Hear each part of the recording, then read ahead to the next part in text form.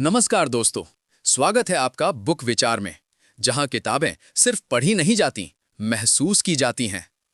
आज हम बात कर रहे हैं एक ऐसी किताब की जिसने दुनिया भर के लाखों उद्यमियों को बदल दिया है।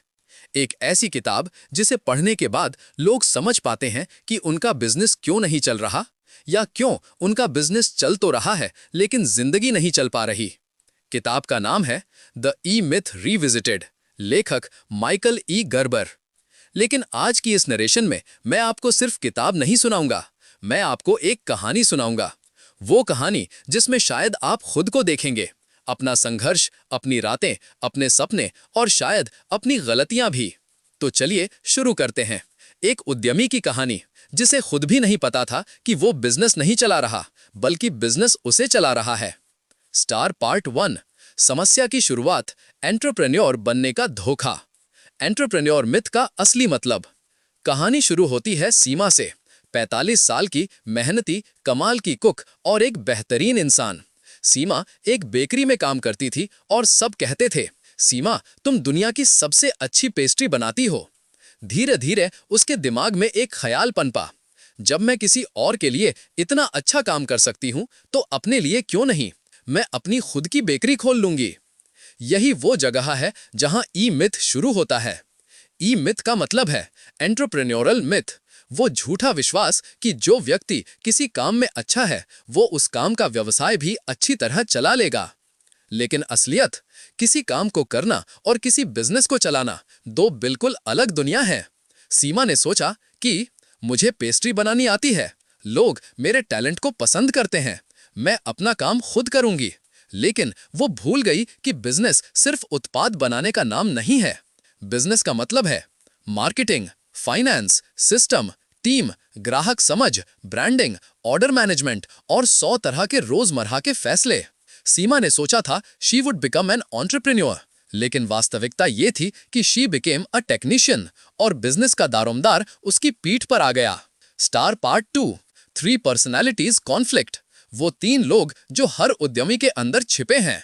माइकल गर्बर बताते हैं कि हर एंटरप्रेन्योर के अंदर 3 व्यक्ति रहते हैं। एक टेक्नीशियन, कर्मचारी, डूअर, जो काम को करना चाहता है, जो कहता है मुझे किसी से काम करवाना नहीं, मुझे खुद करना है। 2 मैनेजर, व्यवस्थापक, ऑर्गेनाइजर, जो चाहता है कि सब कुछ व्यवस्थित, क्रमबद्ध और कंट्रोल में रहे। 3 एंटरप्रेन्योर, विजनरी, सपने देखने वाला, जो भविष्य देखता है, जो बड़े प्लान बनाता है। समस्या तब शुरू होती है जब ये तीनों एक दूसरे से लड़ते हैं। सीमा के अंदर भी यही हो रहा था। टेक्नीशियन कह रहा था तेजी से काम करो, रोटी बेलो, पेस्ट्री बनाओ। मैनेजर कह रहा था अरे माल कब आएगा, रजिस्टर में एंट्री कौन करेगा। एंटरप्रेन्योर कह रहा था हमें ब्रांड बनना है, फ्रेंचाइज खोलनी है। और आप जानते हैं कौन जीतता है? हमेशा टेक्नीशियन, क्योंकि वो तात्कालिक काम में उलझा रहता है।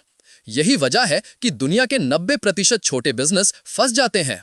वे मालिक पर निर्भर हो जाते हैं। ओनर छुट्टी नहीं ले सकता, ओनर ही प्रोडक्ट है, ओनर ही सिस्टम है। और सीमा भी दिन प्रतिदिन इसी दलदल में फंसती जा रही थी। Star part 3, working on your business versus working in your business. Michael की सबसे प्रसिद्ध line, most people work in their business but not on their business. Seema भी यही कर रही थी। वह शॉप खोलती, पेस्ट्री बनाती, ग्राहक से बात करती, काउंटर संभालती, बिल बनाती, सफाई करती, अगले दिन की तैयारी करती। इस रहस्य में वह एक बात भूल गई, वह अपना बिजनेस चला नहीं रही थी, बिजनेस उसे चला रहा था।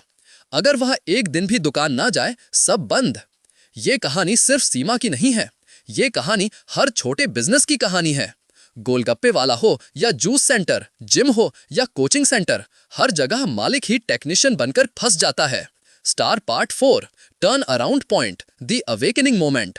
एक दिन सीमा इतनी थक गई कि रात में रोने लगी। उसने सोचा मैंने बिजनेस इसलिए शुरू किया था ताकि आजाद बन सकूं, लेकिन मैं तो कैद हो गई हूं। मैंने नौकरी छोड़ी थी और अब मैं अपने ही बिजनेस की नौकर बनकर रह गई हूं। यही वह पल था जब जिंदगी ने उसे एक ठोकर दी, जिसने उसे जगा दिया। वह एक बिजनेस कंसल्टेंट के पास गई और यहीं से शुरू होता है असली ई मिथ रिविजिटेड का जादू। कंसल्टेंट ने उससे एक सवाल पूछा, सीमा, अगर आप मैकडॉनल्ड्स जैसी फ्रेंचाइज बनाना चाहती हैं तो क्या आपको बर्गर बनाना आना चाहिए? सीमा बोली, हाँ।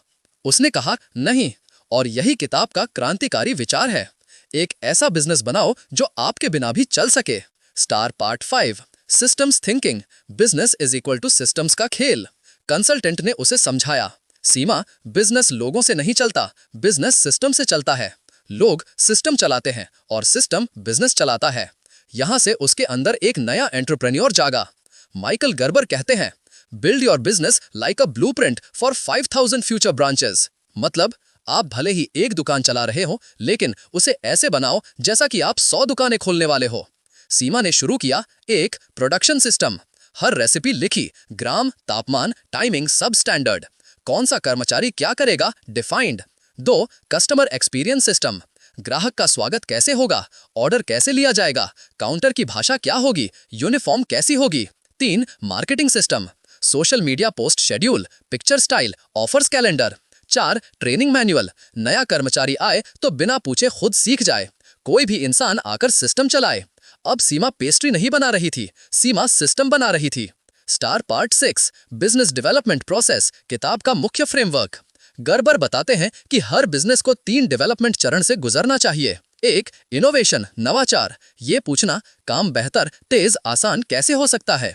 सीमा ने छोटे छोटे नवाचार किए, पैकेजिंग अलग, सिग्नेचर आइटम्स, क्विक डिलीवरी ट्रेज, कस्टमर्स को फ्री सैंपल देना। 2, क्वांटिफिकेशन, मापना, जो नहीं मापा जा सकता उसे सुधारा नहीं जा सकता। सीमा ने मापना शुरू किया, कौन सा प्रोडक्ट कब बिकता है, किस समय फुटफॉल हाईएस्ट, कौन सा ऑफर काम करता है, कितने बार कंप्लेंट रीजन एक्स आया।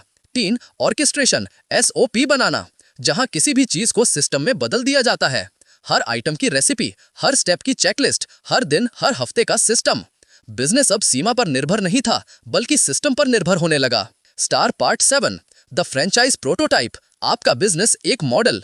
माइकल गर्बर कहते हैं, your business should run like a franchise prototype even if you never plan to franchise. मतलब एक मॉडल बनाओ, एक परफेक्ट शॉप का ब्लूप्रिंट बनाओ, उसे इतना स्मूथ बनाओ कि नया कर्मचारी आए तुरंत फिट हो जाए, मालिक ना आए बिजनेस चलता रहे, ग्राहक को हमेशा सेम क्वालिटी मिले।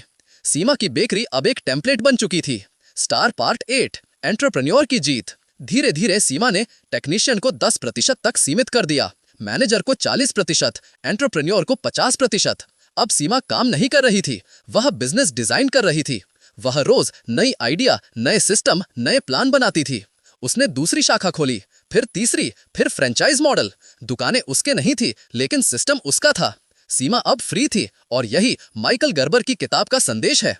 Zero Chaos, total control, create a business that sets you free. Star 9, आप क्या सीखते हैं, पूरा फ्रेमवर्क संक्षेप में लेकिन गहराई से। 1, business is equal to system building, product secondary है, सिस्टम प्राइमरी है। 2, owner is equal to vision creator, owner को रोज काम नहीं करना चाहिए, ओनर को रोज सिस्टम बनाना चाहिए। 3, टेक्नीशियन ट्रैप से बाहर निकलो, जो आप करते हो वही आपका बिजनेस नहीं होना चाहिए। 4, SOP, स्थिरता, ग्रोथ, स्टैंडर्डाइजेशन ही स्केलिंग है। 5, कस्टमर एक्सपीरियंस आपका साइलेंट सेल्समैन है। 6, काम करने के बजाय डिजाइनिंग में समय लगाओ, अगर आप रोज की भागदौड़ में फंसे हैं, आप एंटरप्रेन्योर नहीं टेक्नीशियन हो। स्टार 10, द ई मिथ का असली सार। पूरा किताब सिर्फ एक संदेश देती है, business should serve the owner, not the owner serving the business. अगर आपका बिजनेस आपकी नींद छीन ले, आपकी छुट्टी छीन ले, आपके परिवार का समय छीन ले, आपकी आजादी छीन ले, तो वह बिजनेस नहीं, आपकी दूसरी नौकरी है, बस बॉस आप खुद हो। माइकल गर्बर चाहते हैं कि बिजनेस ओनर के बिना भी चले, ताकि ओनर सपने देख सके, सोच सके, बना सके और आगे बढ़ सके। स्टार आउटरो, कहानी का अंत और आपकी शुरुआत। सीमा की कहानी खत्म हुई, लेकिन शायद आपकी कहानी अभी शुरू हो रही है। द ई मिथ रिविजिटेड सिर्फ एक किताब नहीं है, यह एक आंख खोल देने वाली चेतावनी है, एक ब्लूप्रिंट है, एक दिशा है जो बताती है कि बिजनेस प्रोडक्ट नहीं प्रोसेस है और प्रोसेस नहीं सिस्टम है। अगर आप भी अपना बिजनेस चलाते हैं, बड़ा हो या छोटा, याद रखिए, आपको उत्पाद बनाने के लिए नहीं, बिजनेस बनाने के लिए जन्म दिया गया है। यही ई मिथ का जादू है, यही उद्यमिता का असली अर्थ है और यही आपकी आजादी की शुरुआत है।